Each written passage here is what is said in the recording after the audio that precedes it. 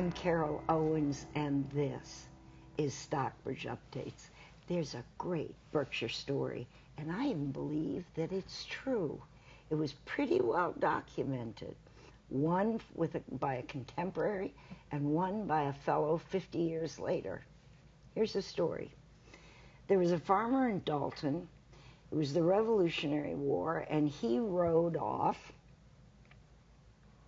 toward Albany. But here's the thing. He was not going to help the revolution. He was going to join the British. And when he was stopped, he said, "Oh no, I'm a loyalist, and I'm going to join the King's men." So they arrested him, and they took him to Great Barrington, which is where the jail was, because at that particular moment in time, Great Barrington was the county seat, briefly. Now, the jail was very interesting because it had no back wall.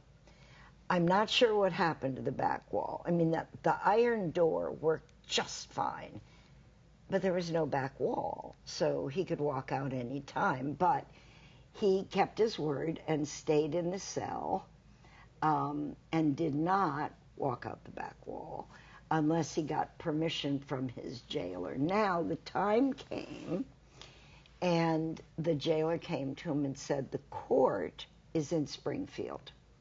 So I am going to have to ride with you to Springfield as your guard and guide, and you're going to have to appear before the court, and I'm just warning you, they could hang you." Now, both men knew it was planting season. And the farmer from Hancock said to the jailer, because all people at that time in Berkshire County were farmers, regardless of whatever else they were. And he said, "You know, plant your fields. You can trust me. I will ride to Springfield." And the man thought about how there was no back wall to the jail. And this fellow was arrested and was in that jail for 3 or 4 months before it was time to go to Springfield. And he said, "I'm going to plant my field. You go to Springfield." So the fellow set off. And as he was between Great Barrington and Springfield, another rider came along. That rider happened to have been from Stockbridge. And they decided to ride together, which was always safer and could be more entertaining, to the Springfield jail. They were, to the Springfield court. They were both going to the same place. So the farmer from Hancock told his story, and he told about how he was stopped by the guards on his way to Albany, and how he told them no, he was a King's man, and how he spent the 3 months in the Great Barrington jail with no back wall, and now he was taking himself to be tried in Springfield. He got into the court, all rise for the judge, and his companion on the ride walks out. He is the judge. And he calls him forward, and he says, "You take your horse, go back to Hancock, and plow your fields." And he turned to the court and he said, "This is a man whose word is good, and that is the man the new country needs." And I give you that story in 2026. Hold it to your heart. Now, I think in 2026, we should know something about community organizing. And there are a lot of people who do, and I have 2 of the best here. And I want to introduce Michele Marantz, and she will tell you what her community organizing addressed. And David, who you met on another one of the shows, and you will remember that he dealt with the sand and the negative side effects of that in Dalton. Michele, David, Welcome. Thank you, Carol. Thank you. Hi to David again. David and I have had many conversations over the past few years. So I'm here today to talk about an experience that I had that began about 7 or 8 years ago in the town of Longmeadow. 4 years ago, my husband and I moved to Dalton. We're a fairly new transplant, and that's how I've gotten to know Dave, because he's involved in community organizing in Dalton. But in our conversations together, one of the things that I have brought to bear is the experience that I had in Longmeadow as chair of the Longmeadow Pipeline Awareness Group. Uh-huh. And this is a group that was founded, time flies, but I'm going to say 8 years ago. And the purpose of its founding was to resist the efforts of Eversource Gas Company to impose a high-pressure pipeline on the town of Longmeadow that would run throughout the entire town from the southern border to the northern border into Springfield.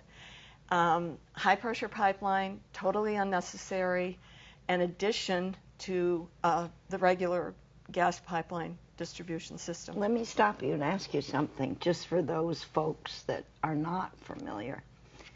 Tell me where it is right now, whether or not you have that pipeline, whether or not you were able to stop it, and then we're going to back up and talk about the steps you took. Right. So when we started this, everyone said, forget about it. You're never going to stop a gas company. And that was the kind of David and Goliath premise that we had to wrestle with from the beginning. It still there has not been a shovel put into the ground in the town of Longmeadow. Bravo. Yes, bravo, and I'm still amazed by it, but it speaks to the people that said you're never going to prevent this from happening weren't just being cruel. They were speaking from the experience that a lot of groups have had in trying to fight utilities, gas companies, big corporations. I think that one of the things David shared, and you can jump in or correct me, is that you had a certain attitude and approach that I think was highly effective. If I remember the points correctly, you said there are no enemies here. Right. And your goal was to work together. And I think that was part of the secret sauce. Mm-hmm. Now, I want to hear more about that, but I want to ask you, what do you think was your secret sauce? What do you think the basic thing was that made you able to go forward and be successful? The secrets, well, there are a couple of key elements in our resistance effort. Good. One was that no permits had been issued. When we heard by way of the grapevine that this was a plan, we immediately said we've got to do something about this. Unfortunately, in a lot of resistance movements, the all-important permit and licenses have been issued. People learn about it then, and they just spend a lot of frustrating years trying to block it. But, we got in very early. And we also had the assistance of a coalition of environmental groups in the area, because initially the plan was to expand pipelines in 6 other towns and cities in the region. Now, let me do a bit of a comparison, because again, if I remember clearly, and you jump in here, a permit had been issued, but it was a flawed permit because they had not. Yeah, so, yes, the permit process prior to the problem wasn't vetted correctly for a whole host of reasons, both errors on the town and the business. But to kind of speak to some of the key points that Michele was speaking of, when Michele was supporting our group early on, she made it really clear, and it was really effective, to have a very specific focus in the voice. So a lot of our correspondence to the paper, the Eagle, the town. It came from Lisa and I. We would organize those thoughts, and then we would be the one, but certainly within our correspondence, be crediting people within our group of what was being accomplished. But to have one voice. One source of information makes the receiver much easier for them to use the information. So whatever the entity is in using the information, it's much more streamlined, and if they have a question, they know who to reach out to. Yeah, So that was a very effective piece of strategy. We worried about not having the voice of the large group, but we would make sure recent correspondence, someone took drone photos, and I made very clear with all the entities who took the drone photos within our group, and I was sharing. So, Yeah, if I may add to that. Absolutely. That's the second key element. It's to so the first key element is get in early, make sure that no legal decisions have been made. The second key element is engage a group of concerned citizens. Get that going right away. And thirdly, to what David just said, is do your research. One of the things that the Dalton Clean Air Coalition has been so impressive on is the fact that they have documented so much. They have learned so much. They are, they have just devoted a tremendous amount of energy to knowing what they're talking about. And that's what we did as well. Yeah, and I want to point out another thing. You said that there was a coalition that you could turn to. Now, Dave and Lisa built that coalition, do you recall? Knocking one door at a time, and just remind us of that. Yeah, so I think that's something we've gotten away from politically. I remember people maybe coming by my house when elections would be occurring. I can't even remember the last time someone came to my house for, other than like some kind of maybe a national movement or something, but something not local as far as a candidate running. But anyways, yes, just door to door, finding people, meeting people in their busy lives, and generally in having that one-on-one contact made a huge difference. So as we built our coalition within days, people who knew who we were also very specific of what our goal was. It was very much a part of our initial petition to the town. It was very specific what we were trying to accomplish. So when people would ask, we had decided as a group, what is that specificness to be? And that message was continually, it wasn't a really broad, many I'm tangled wondering, web. do you think that COVID, do either of you think that our whole national experience with COVID interfered with all kinds of little community building things like knocking on your neighbor's door and that kind of thing? It did, and timing. The saying is timing is everything. Fortunately, we had that ball rolling, and our effort was very robust at the point that COVID kicked in. So when it was time to withdraw, we already had assembled our group of active residents. And in the process of assembling that group, we'd already picked out who are the experts, what are the skill sets of those people. You found somebody that knew how to do drone photographs. We discovered a group of retired attorneys that formed a legal subcommittee for our group, investigating all sorts of laws and legal ways, to throw up barriers to this. So by the time COVID hit, we retreated to Zoom meetings. But again, we had that core group and the education established and our goals established before COVID came in. But definitely trying to get this started when we were holed up in our houses would have been very, very difficult. David, do you feel, you work in the school system, plus you're a successful community organizer, and you're sharing your tips with us. But alongside that, do you feel any resurgence of community? I think the key, is we have capacity everywhere to return and even be better. That I truly believe. There, certainly within public schools, speak about COVID, Yeah. there's most definitely some terrible habits that came out of the pandemic that we still deal with as a country, and I would say worldwide. But just the idea of for instance, I'll give you one example. With COVID, we were asked to leave school right away. So before that, our campus would thrive with students after school. Over the course of 2 years of the pandemic, now we're still trying to build back that sense of community after school. The habit is go home, pick up your student, don't engage with anyone on campus, pick up your student, go home. So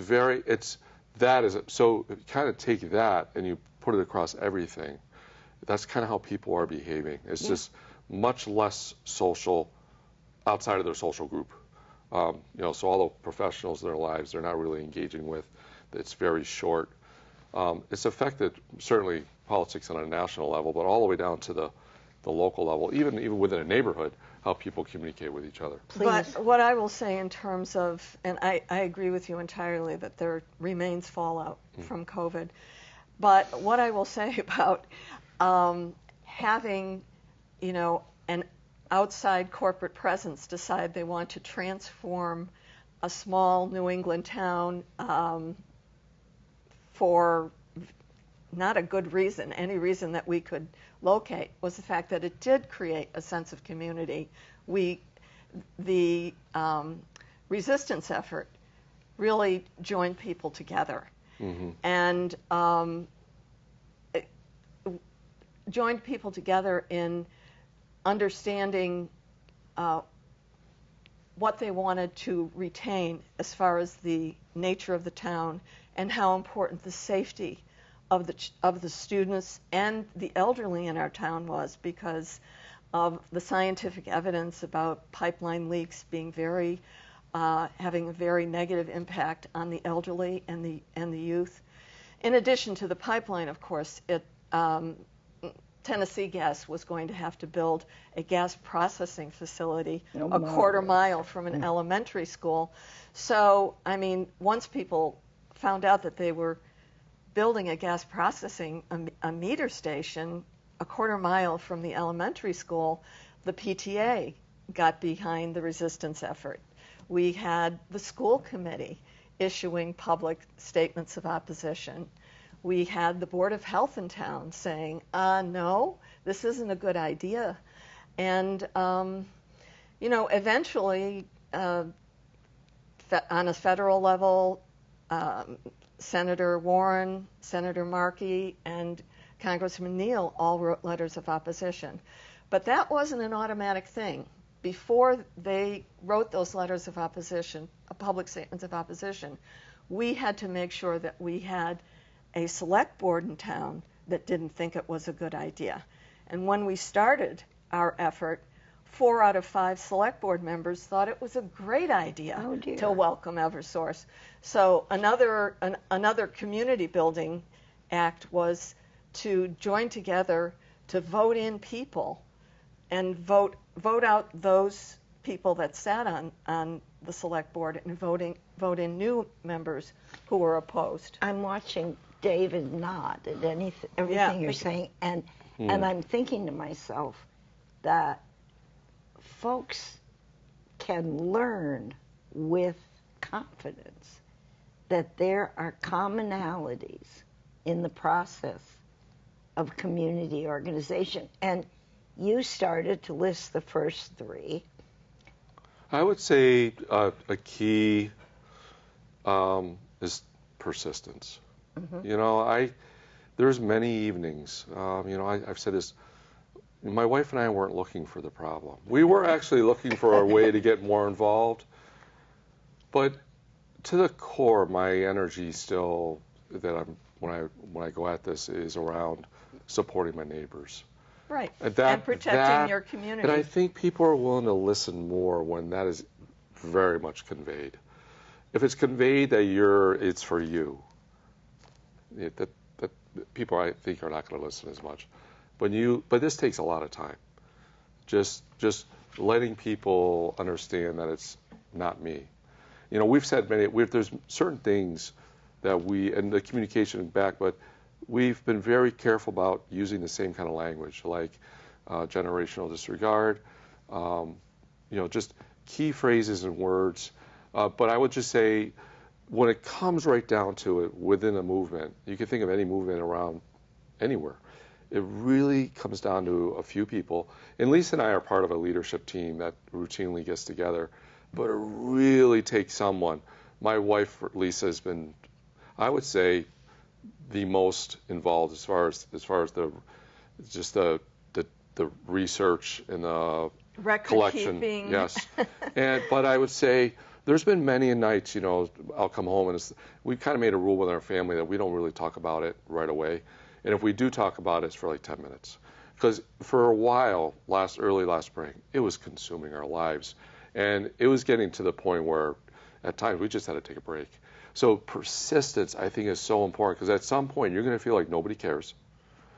You're going to feel like you're hearing it all too often that good luck, or yeah, go for it, nice, Yeah. So you hear that enough. But my mom raised me, God rest her soul, that is my biggest motivation.